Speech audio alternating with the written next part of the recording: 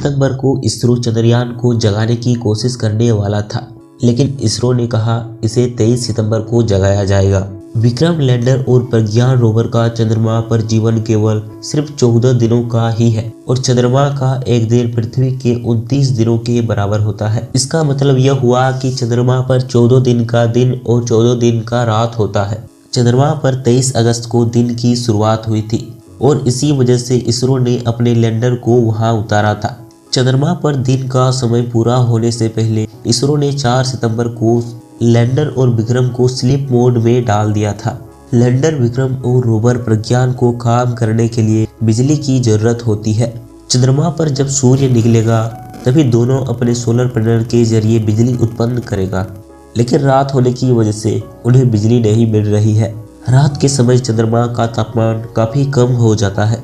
NASA के मुताबिक चंद्रमा पर रात का तापमान -130 डिग्री सेल्सियस तक गिर जाता है और इसके कुछ इलाकों में तापमान -253 डिग्री तक पहुंच जाता है। इतने कम तापमान में रोवर और लैंडर दोनों जम जाएंगे। वे तब तक वैसे ही रहेंगे जब तक चंद्रमा पर सूर्य ना निकले। आज वहां सूर्य की रोशनी फैली है, लेकिन फिलहाल लैंडर और रोवर को एक्टिव नहीं किया जा सकता। वैसे तो यह आसान काम नहीं है। इसरो के चीफ एस सोमनाथ ने कहा, चंद्रमा पर रात का तापमान शून्य से 200 डिग्री सेल्सियस तक नीचे चला जाता है और इस तरह के कठोर वातावरण में बैटरी और इलेक्ट्रॉनिक उपकरणों को नुकसान पहुंच सकता है। लेकिन हमने कुछ रिसर्च किए हैं, इसलिए हमें उम्मीद है कि विक्रम और प्रज्ञान रोवर कठोर मौसम की स्थिति में भी अपने आप को सही रख पाएंगे और वो फिर से काम में वापस आ सकते हैं। क्या चांदनी रात में रोवर और लैंडर का बैटरी चार्ज हो सकता है या नहीं?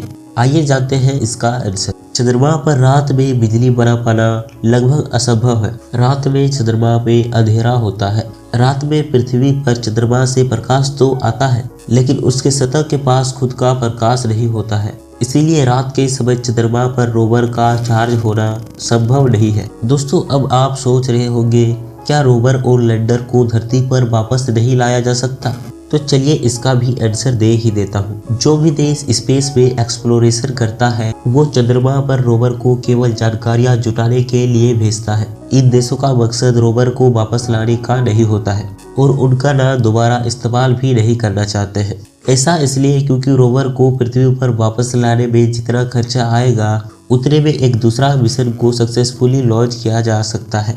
अगर लैंडर, विक्रम और रोवर प्रज्ञान दोबारा से एक्टिव नहीं हुआ तो क्या होगा? 22 सितंबर को रोवर और लैंडर पर सूर्य की रोशनी पड़ी थी, लेकिन अब तक उन्होंने अपना काम शुरू नहीं किया है और इसी स्थिति में वे हमेशा के लिए काम करना बंद कर देंगे, क्योंकि उनको डिजाइन भी 14 दिनों के जीवन के लिए किया गया था।